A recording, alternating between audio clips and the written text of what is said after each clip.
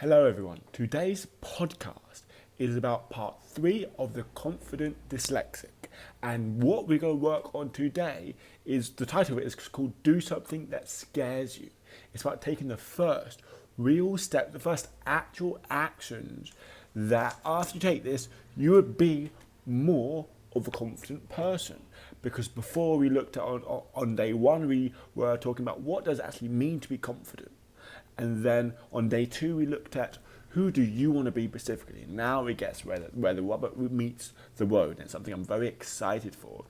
And it's something I feel like we have to build up. We have to build on to get to this part. Because if I just told you what to do, it wouldn't have as much leverage. It wouldn't have as much motivation. So please use what you've learned from the first 2 episodes to be able to do really, really good here. So the big question is this: how can dyslexics like us create a place, a community, a tribe where people at any stage of life can come and solve any challenge, amplify their strengths, and ultimately help them become who they were meant to be? Or in other words, conquer their dyslexia. That is the question, and this show is the answer. My name's Theo Goff, and welcome to the Conquering Dyslexia podcast. Okay guys, part 3, the first real steps you need to take to be a confident dyslexic, confident person and doing something that scares you. Now, where I got the word, the sort of phrase, do something that scares you, is basically when I had zero confidence and I had like a little breakthrough about like, oh, I've got to take responsibility of my life and work myself every day. It's only up to me to improve it. Then I was like taking this massive action. Something I've learned from this person is I had a YouTube channel all about confidence. But like he has this very similar story than me. He doesn't have dyslexia, but had zero confidence, and then he worked on improving, and then he had so much confidence in a matter of months. And he talks about all these things that I remember I did have tried, and a lot of them haven't worked. But one thing that stuck out, and he says it's time and time again that this is the most important thing you need to know, is that when we want to be more confident, we've got to do something that scares you. Do something that scares you, he says, every single day. And then before long, your confidence will go through the roof. You wouldn't believe how confident you are. And right now, like this episode is kind of about explaining why that works, the more kind of science behind it, I want to say. And then there's some things that we can really do to help improving ourselves, and what can we actually do. So why should we do something that scares us every single day? So a big reason why we are unconfident, and I feel very confident, saying this, is that because we aren't born unconfident. We're not born shy. We're not naturally shy. We may say we are, but we're not born out of born out of our mum's shy.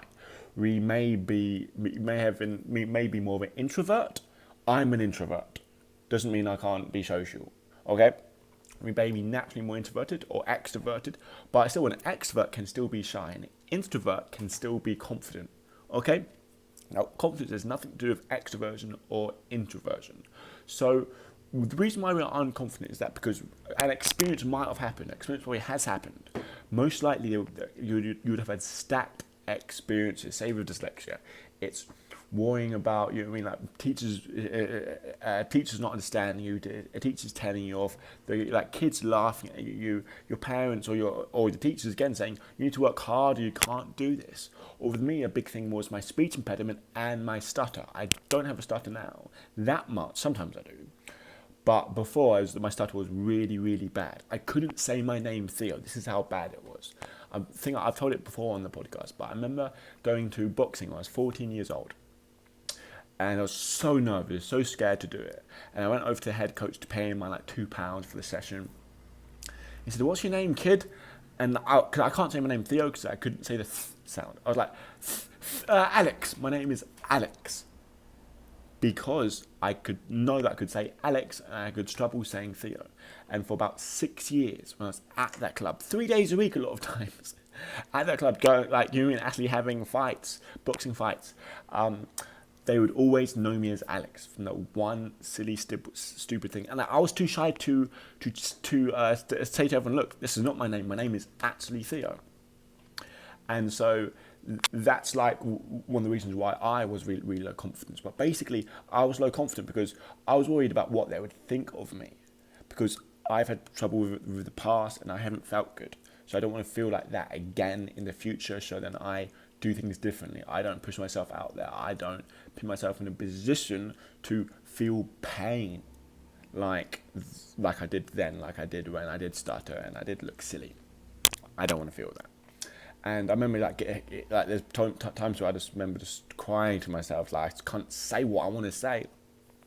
And a little tidbit for this is that unlike you, with other people who have a stutter as well, one big thing is that you think about what you're trying to say, and you're trying to say it because you think about it. Right now, I'm not thinking exactly what I'm saying next sentence. That's why I'm not really stuttering that much. But if I think about what I want to say, like can, let's do that, like, and even can was a big one. And if I think about it, I can't say it. It just stuck. But if I completely clear my mind and just say something without thinking about it, it comes out. And that's what I've done a few times. So that's a little kind of like tidbit. Try and clear your mind. Try and distract yourself. Try and not be truly focused on the one thing you want to say. Just say something else. Anyway, so we have, like, one of the reasons why we're shy and why we don't actually put ourselves out there is because it's a defense mechanism. It's a fear. It's a fear that, oh, what happens if this happens? What happens if that? I can't do this. And your brain basically protects you. That's what fear is. We use fear, you know what I mean? In the jungle, we use fear when we're cavemen to not get ourselves eaten by saber-toothed tigers. Like I was going to say, because we're just like naturally scared of the dark, that's why we didn't really hunt at the dark, because we haven't got a lot of abilities to see, so then we could get eaten. So what I'm saying here is that, like, fear is natural. Everyone feels fear. And we've got to learn how to use this fear. This is one of the most important things that I've learned in my life for my confidence. I act in a confident way a lot of times, not because I'm not fearful, but because I do it anyway. Listen very, very carefully. I do it anyway.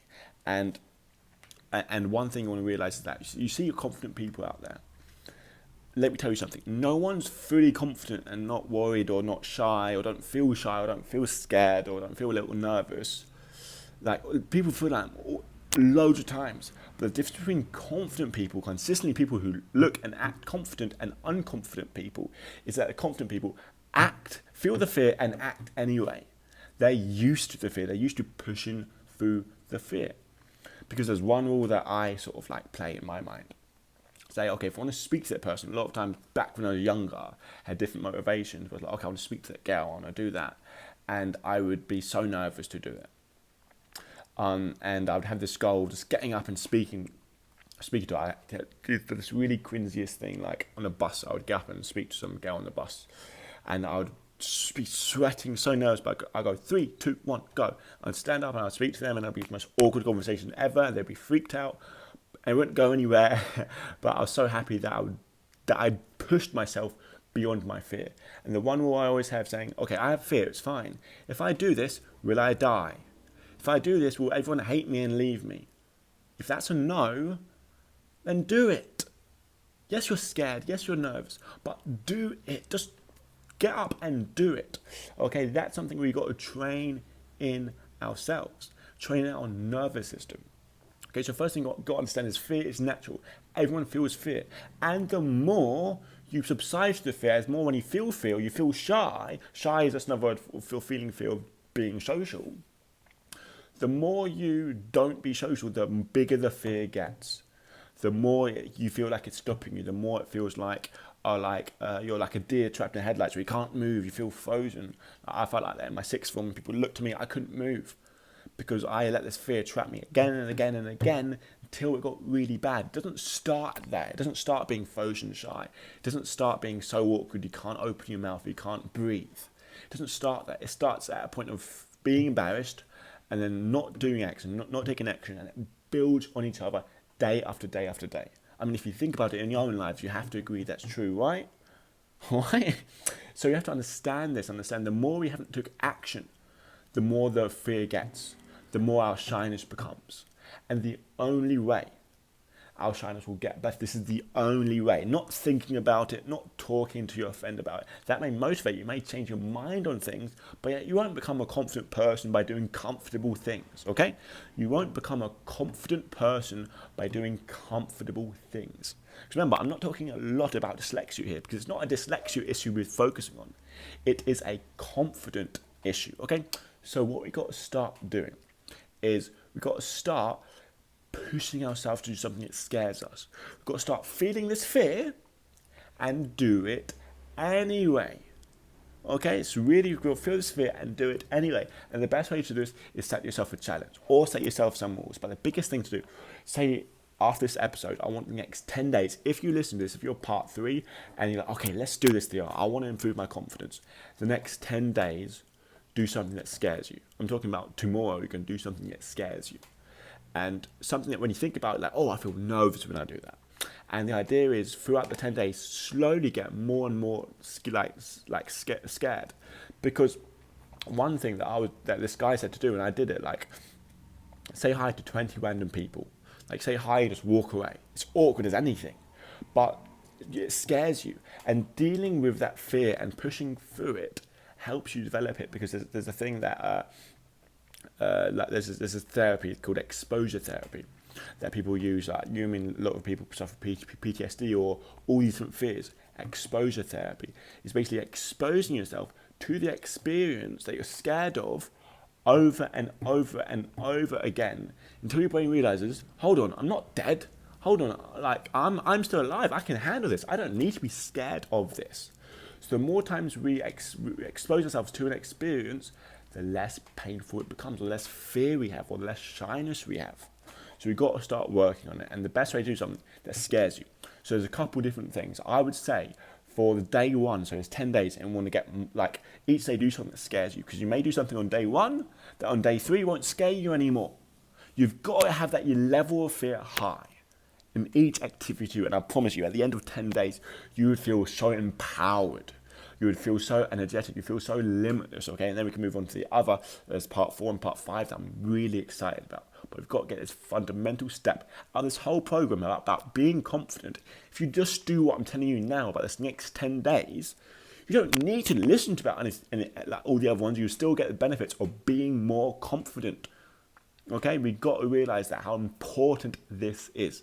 How important, not listening, actually taking action, actually doing it. So for day 1, what I'd highly recommend is saying hi to 10 random people. How you do this here? Okay, I don't know this person. You walk up to them, you say hi, and you walk off. Maybe if you're in a busy street like a train station or whatever, or like you're passing people on the street. You look at them, you make eye contact with them, and say hi, and you walk off. And I remember with me, like, I used to look at a person, go, I'll go and speak to this person, I'm going to say hi, gets close, I get nervous, and I walk away.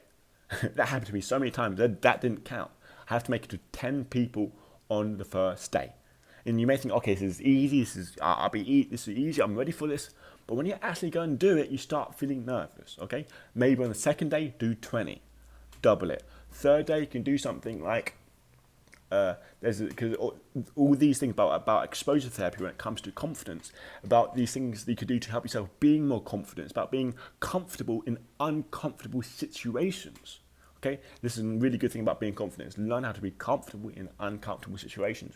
Go to Starbucks or like a coffee shop and order your coffee, and this is really important. Casually, not nervous, don't say, oh, sorry about this, but can I ask, I'm doing this confident thing, can I ask? No, casually, with a straight face, say, can I have 10% off today? Or can I have a discount on this coffee? And the people serving you are like, what? What do you mean discount? This ain't how it works. But because you're doing something out of the norm, it makes you feel nervous. But you've got to act straight face, be so totally serious. And here's the interesting thing. A lot of the time, they actually give you a discount. A lot of times they can give you just the free coffee or like 10% discount or half price. And it's crazy, just ask, it works. And we've got to practice that. Okay, another one, that thing, I'll be honest, I haven't done, but this would explode your confidence, is you walk into a coffee shop or a busy area and you lay down on the floor for 5 minutes. You don't speak to anyone, you don't say what you're doing, just lay down. Close your eyes and just lay down. Or you can open them even better and just sit in the awkwardness. Because guess what? You won't die. Guess what? You won't get fired. Guess what? People won't hate you. People may think you're weird, but don't, you know what I mean? After you get up, you think, oh, so I'm doing this confident thing. But not when you're laying down for 5 minutes. Because it's about training yourself to be very comfortable in very uncomfortable situations, okay? And I want us to do this because the biggest thing I want us to do now is write down what are a couple of things we can do that scares us to do. And it doesn't matter what they are. The most important thing is that they scare you. And that you do it. Do one thing each day. At the end of 10 days, I promise you, your confidence will never be the same again. You'll never feel that low confidence again. I remember times like being confident and then, to be honest, not really working on myself, and then going to meeting these people I haven't met before at my dad's, whatever. So I had the family and just freezing. I remember being on the bus on the way home, beating myself up because I didn't want to feel like that. But then I jumped back into my confident self soon after that because I learned what gets me there. But the thing is, we've got to start taking action. We've got to start doing something that scares us. This is where the rubber meets the road. Okay, guys, I look forward to hearing what you have done to scare yourself and to be more confident. Later in part 4, we're going to talk about improving your skills. Now, I'll tell you more about it in that part. It's very exciting. Anyway, guys, I'll see you all again then, and take care and farewell.